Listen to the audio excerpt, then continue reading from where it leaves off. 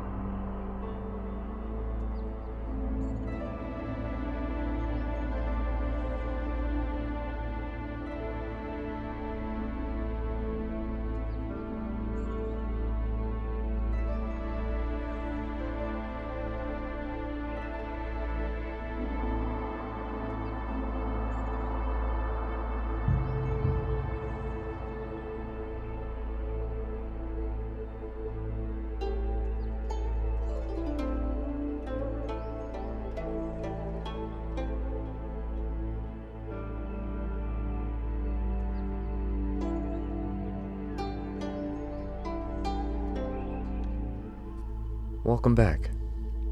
I know it's been a while, but I'm so glad that you could tune back in. If you're watching this, it's by no coincidence. Cosmic alignments are upon us. Some are even saying that it's the end of days. But I believe the wise understand this to be yet another new beginning. We're at a crossroads as humanity. I'm sure you feel it.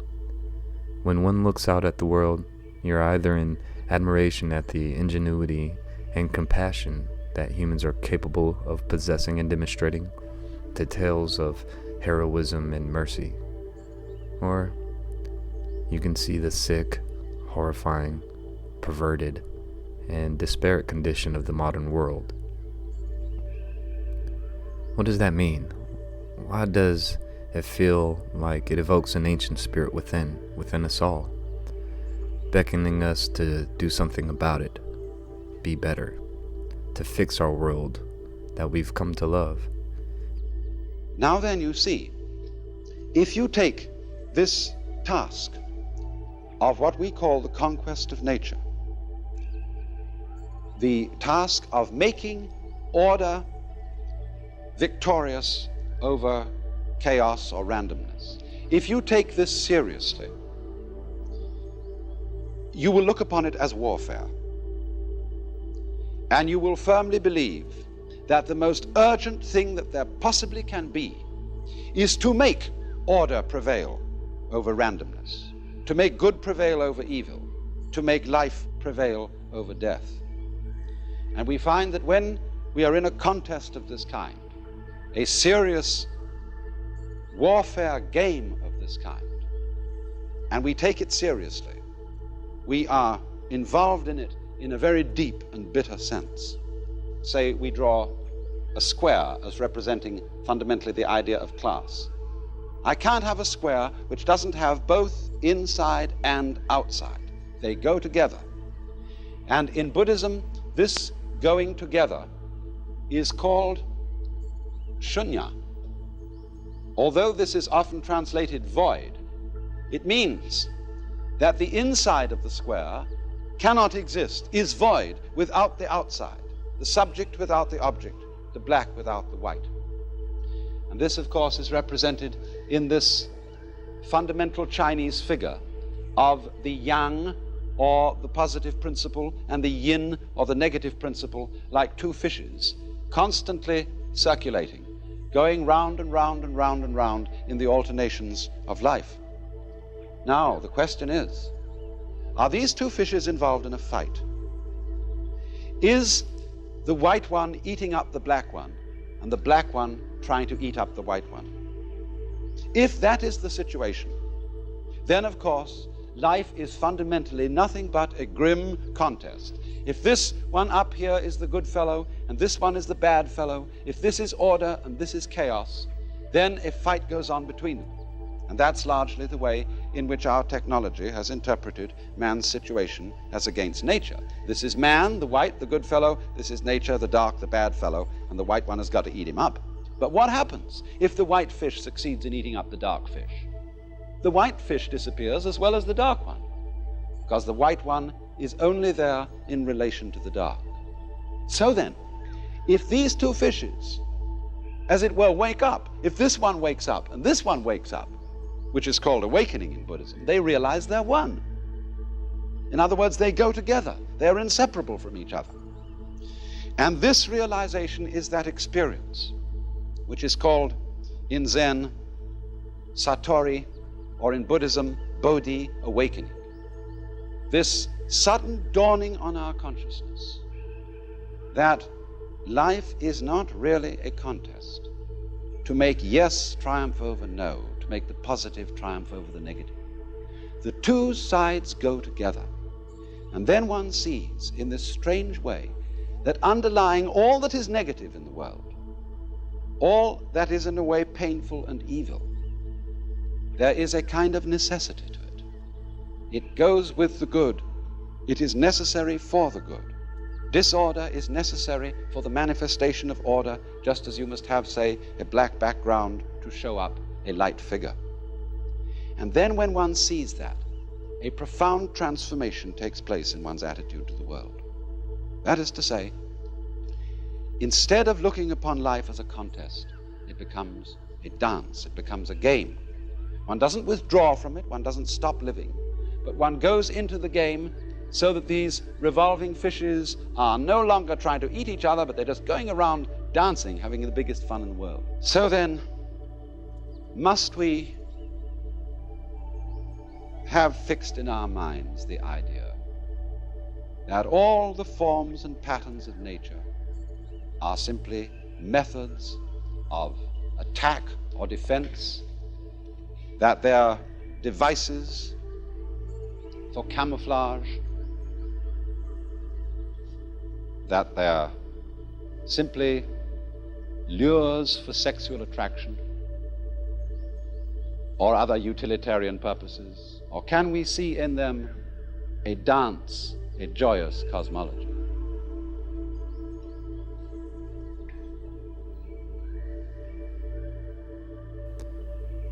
See, technology has helped humanity unlock resources and energy that has laid dormant for millions of years on this planet. Not only have we shaped our environment to our benefit or peril, we've altered the way our brains are able to process information. And in this day and age of the internet, it's easy to be inundated and oversaturated with information. More information than the human mind can sift through, let alone make sense of in one lifetime. As we ascend into higher forms of consciousness on our evolutionary paths as sentient beings, it's important that we calibrate our way of thinking so that we see the big picture. With that being said, although science has given us a better understanding of the laws governing the universe, yet the universe still remains as mysterious and enigmatic as it did to the ancients. The nature of consciousness and the energy giving all matter its mass are connected. As of yet, science has been unable to reconcile the two, and why it will always suffer from the hard problem of consciousness and the mysterious dark matter and dark energy plaguing their astronomical observations. Until we realize that the universe is alive. Heavenly patterns. Patterns of creation. Knowledge with no beginning nor end. There is a code embedded within our very DNA. Not only do we see sacred geometry with our telescopes and stellar and galactic formations, with our naked eyes in the patterns of nature here on Earth, or in the microscope in chemistry and quantum physics. As above, so below. We are a mirror of the universe, expressions of the very source energy that gave rise to all creation. We last left off on the seed of life, but in case you missed it, let's review. Sacred geometry describes the nature of consciousness and the patterns that it's held following its expansion. It was the ancient Egyptians, or perhaps the Mesopotamian cultures, that passed down this sacred knowledge and from which our understanding of creation truly begun. Everything in the universe is geometric, whether it's people, trees, cats, planets, solar systems, stars, you name it. Anything in the universe can be measured on a geometric scale. Having said that, it's important to note that creation is also geometric. What we're going to be looking at today is the pattern of creation. Essentially what this means is that everything in the universe comes out of this single pattern. I'm not making this up. This single image will change everything. This is the flower of life, and it is also the creation pattern of everything in existence. Even non-tangible things, emotions, thoughts, music in its entire spectrum, everything comes from this image. Also, I want to tell you that by learning about sacred geometry simply by observing, you are absorbing only a very minuscule amount of information. If you really want to learn more, you must begin to draw it yourself. I kid you not, when you do this, you begin to see things in a new way. You begin to understand why things are done in the way that they are done. Promise. Imagine consciousness, or spirit, floating in a void, which means it's nothingness, and then spirit. No physical body or mind, just spirit, and that's it. Then blackness, essentially nothing, all around the spirit, for infinite. Spirit decides to do something, so it expands its consciousness all around itself as far as it can go without moving. It creates a sphere around itself. This is the first circle in the flower of life. The circle is the first enclosed form of sacred geometry, both dynamic and static. It is perfect completeness enclosing all that is. It is oneness, the heart of all holistic thought. The 2 points which create the circle also naturally create 2 circles of common radius and the vesica piscis. Then, spirit has an awareness of what's around itself in 360 degrees. It moves to the very edge of the sphere anywhere and repeats what it did the first time. It creates this image, which also creates the vesica piscis. Within the vesica piscis is a vast and incredible amount of knowledge about width, proportion, depth. Also comes the square roots of 2, 3, and 5, which are all numbers that go on forever. But even more interestingly, comes geometric information about light. We'll talk about that in a moment. Now, spirit has no choice but to do it again. Spirit is flawless, and therefore it will move flawlessly, creating the next circle either here or here, exactly 1 radius away from the other circle next to it. Every time spirit moves another sphere, more and more knowledge comes out of the image that is created. The first complete image to be formed is this. It has 2 names, the seed of life, or the Genesis pattern, and for good reason. Now, let's look at the book of Genesis for a second. Each of these movements or creations of circles can be seen as another day. On the first movement, the second sphere, it created knowledge about not only mathematical proportions, but light. The first sentence of Genesis says, "The earth was without form and void, and that the Spirit of God moved upon the face of the waters." In the very next sentence, God says, "Let there be light."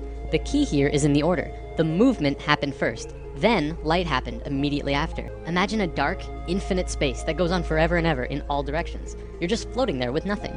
You can't really fall, but where would you fall to?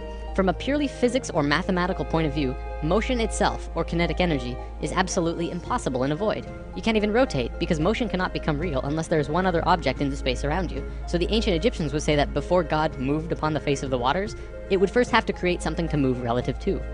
So, Genesis pattern, after 3 spheres, you get the Holy Trinity. Another interesting one, it says in many Bibles of the world, not just the Christian Bible, that on the 4th day of Genesis, exactly 1/2 of creation was completed. Starting from the first motion, exactly 1/2 of the circles were formed on the 4th day. 5th day of Genesis, 6th circle, more information, and then on the 6th day, a geometric miracle takes place. The last circle forms a complete 6-petaled flower. This is what many earlier Bibles meant when they said, "In the beginning there were 6." Our Bible even said creation was formed in 6 days, and this fits exactly. This is the pattern of Genesis, and so it's called the Genesis pattern. It's also the beginning of the creation of the universe that we live in. It's outside any race or religion, as with all of these images. They are patterns that are intimately connected with nature. You'll also notice that every circle on the Tree of Life is either the length or width of the Vesica Pisces. The second image beyond Genesis in the Flower of Life is the Egg of Life. This is formed during the second vortex motion. Upon its completion, it creates an image like this, a three-dimensional shape that you can hold in your hand. If you were to connect their centers, you would see a cube. So what? Who cares? Well, the ancient Egyptians did, because they were concerned with creation, life, and death. They called this cluster of spheres the Egg of Life. You probably won't believe me just yet, but this shape is the morphogenic structure that created your body. Your entire physical existence is dependent on the Egg of Life structure, and everything about you was created from that form. Everything from your eye color to how long your fingers are. This is a whole lesson on its own, so let's move on for now. All of the archetypes of sacred geometry hold specific vibrational energies, which are all omnipresent, omnipotent realities, forever speaking to us about the true nature of the universe. Yes, the universe is talking to us in 3 beautiful sacred languages, and I'm really interested in all of those languages. But as an artist, I really love sacred geometry, I really do. Because not only does it satisfy my left brain, my brain of reason, my brain of that's interested in logic and science and numbers and all of that, but it also satisfies my intuitive heart mind, and it brings me into these intimate, receptive places with something infinitely larger than I am. The rules of the universe, the archetypes, the roots. Wow. And the more I keep listening to this language, the more it keeps teaching me. And the more it keeps teaching me,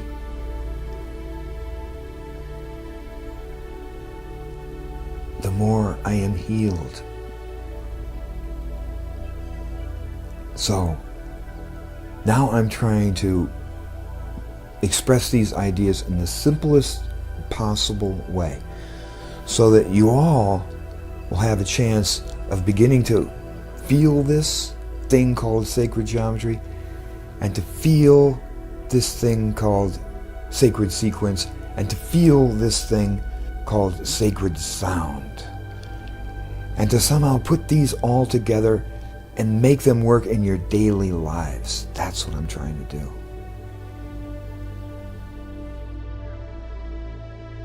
Yeah, that's what I'm trying to do. Namaste.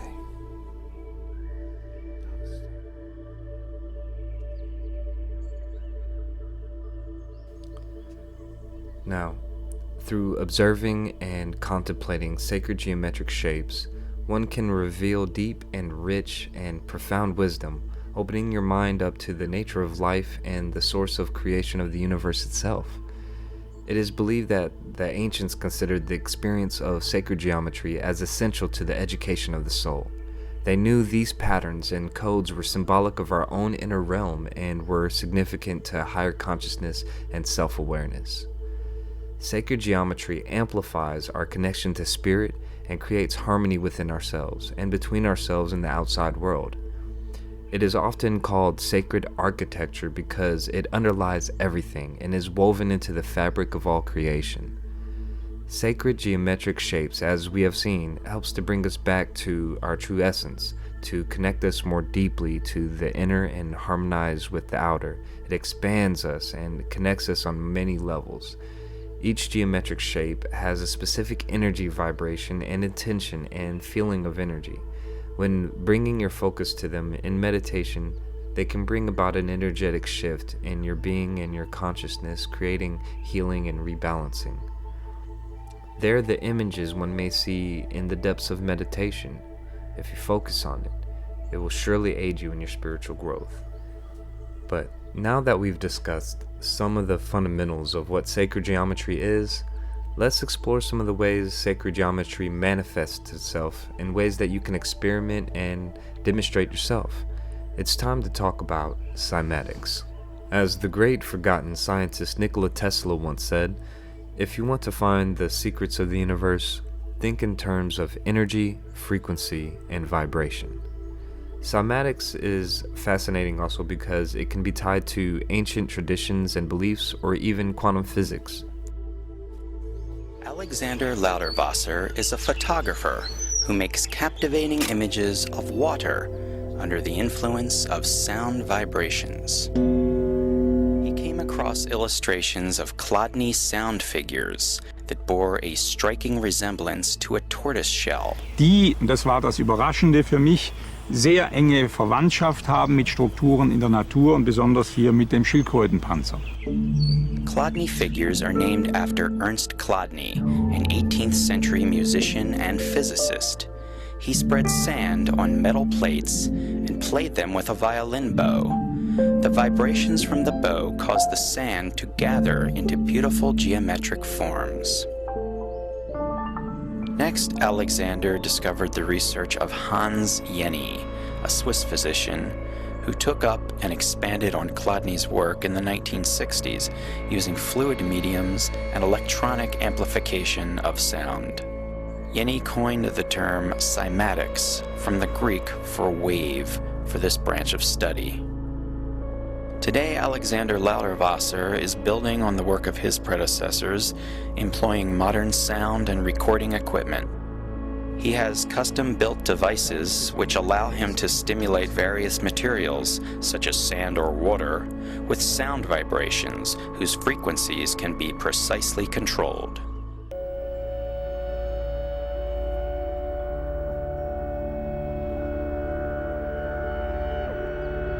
The sand is pushed from areas where the vibration is strongest and collects where it is the weakest, forming patterns that correspond to the particular tone that is applied to the plate.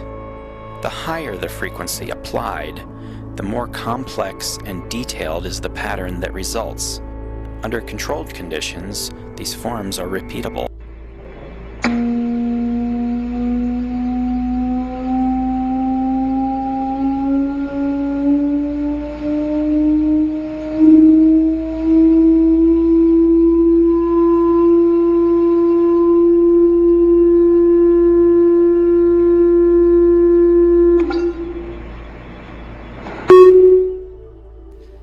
And to help us better understand the spiritual significance of cymatics, we'll also be discussing mandalas. For many of the cymatic shapes and forms you're about to see are strikingly similar to the Indian and Asian mandalas, spiritual or ritual geometric configuration of symbols typical of Hinduism, Buddhism, Jainism, or Shintoism, reintroduced to the West by the great psychoanalyst Carl Gustav Jung. For some, mandala or other recurrent forms in nature would be the manifestation of an invisible force of the vibrational field, and every form would contain the information of the vibrations that generated it. If you have ever studied spiritual Asian art, you've likely encountered a mandala. A mandala is a Sanskrit word for circle or discoid object, and is a geometric design that holds a great deal of symbolism for the Hindu and Buddhist cultures. Mandalas are believed to represent different aspects of the universe and are used as instruments of meditation and symbols of prayer, most notably in China, Japan, and Tibet. In their most basic form, mandalas are circles contained within a square and arranged into sections that are all organized around a single central point. They're typically produced on paper or cloth, or could be drawn on a surface with threads fashioned in bronze or built in stone. While extraordinary as standalone work of art, mandalas hold symbolic and meditative meaning beyond their vibrant appearance. A mandala is a spiritual and ritual symbol in Asian cultures. It can be understood in two different ways: externally as a visual representation of the universe, or internally as a guide for several practices that take place in many Asian traditions, including meditation. In Hinduism and Buddhism, the belief is that by entering the mandala and proceeding towards its center, you are guided through a cosmic process of transforming the universe from one of suffering into one of joy and happiness.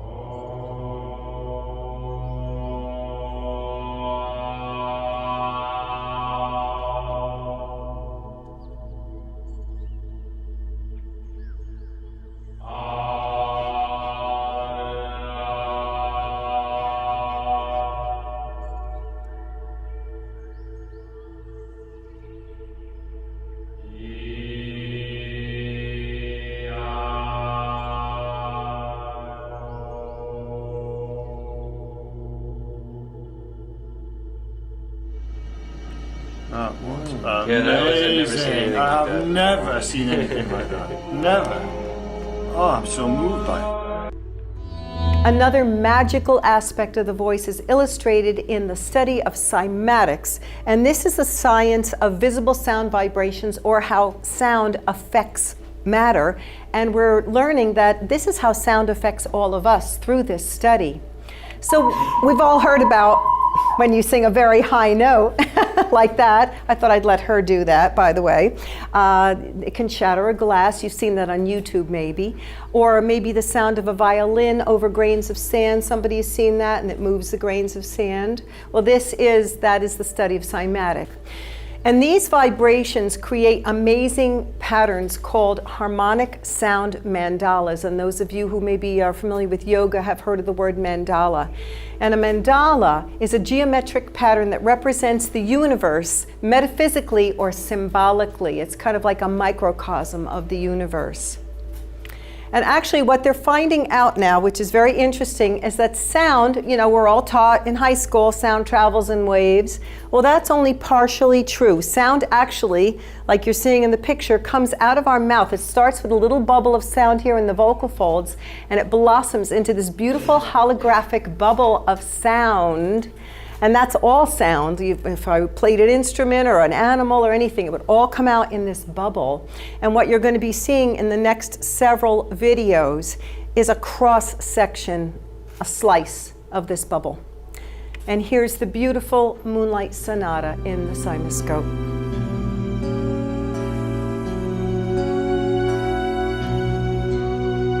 Each frequency makes a complex, unique geometric pattern that would put a snowflake to shame.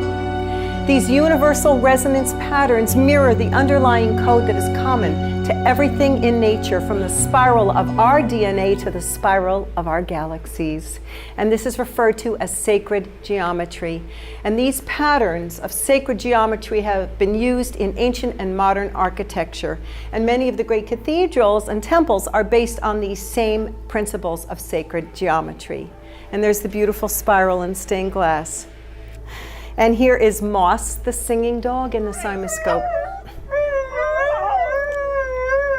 Yes, animals make the same patterns that we do. And a beautiful barred owl, we hear those in our backyard sometimes. Many of these cymatic patterns they have found include the mathematical ratios of the universe. These ratios are found, as I said, in all living things. So around 3.5 billion years ago, not million, when the oceans were being formed and the first primitive life forms were evolving, they are finding out that many of these life forms exhibit the same geometric patterns as the cymatic mandalas. And here you see the little trilobite, who looks very much like a cymatic pattern. And this possibly points to the connection between sound and life. And in the Bible, what does it say? In the beginning was the Word, and the Word was with God, and the Word was God, the Word. So the study of cymatics can offer us an incredible opportunity to examine the hidden world of sound and vibration.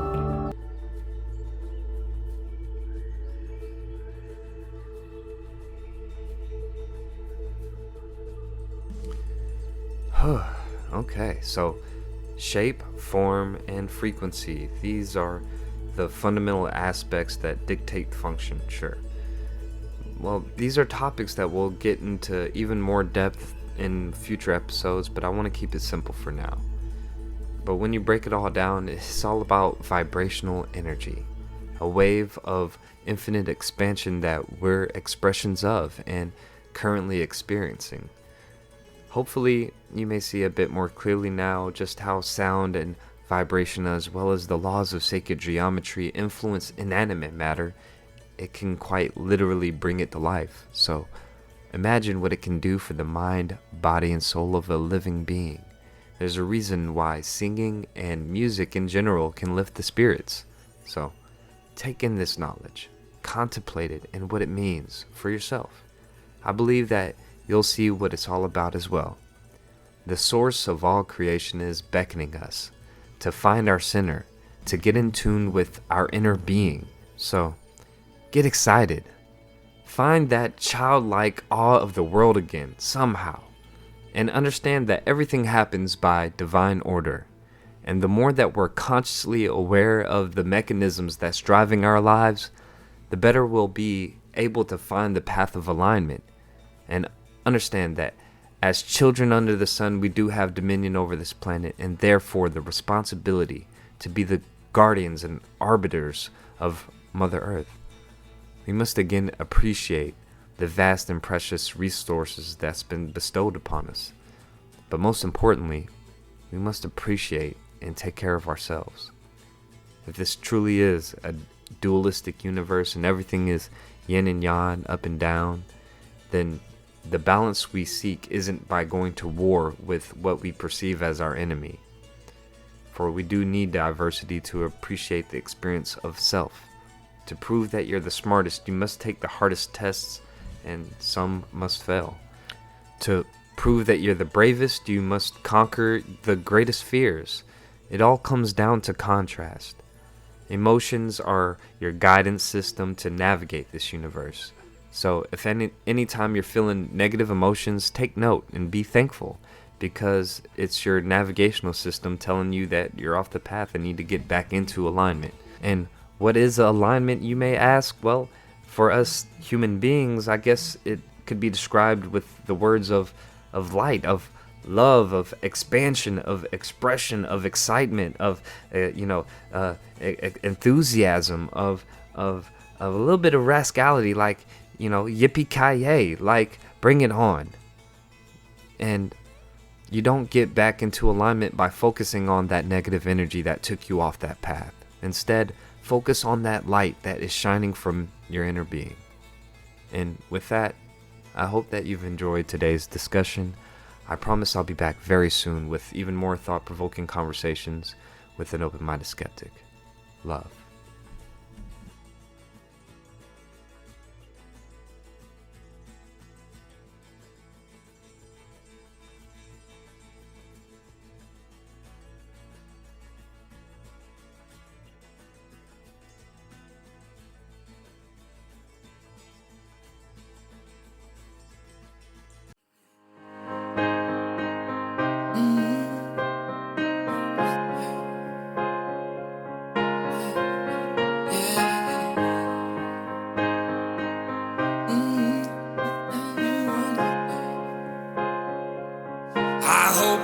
Understand.